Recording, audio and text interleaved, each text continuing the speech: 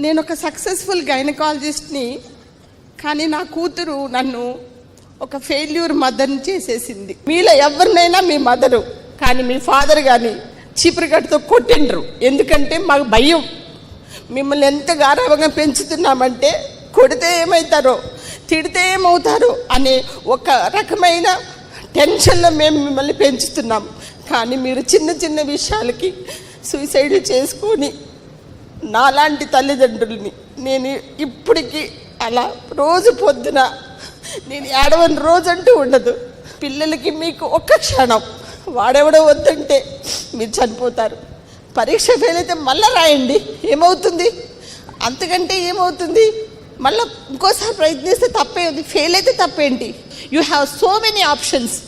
Live and show your future to your parents and start loving your parents. Thank you.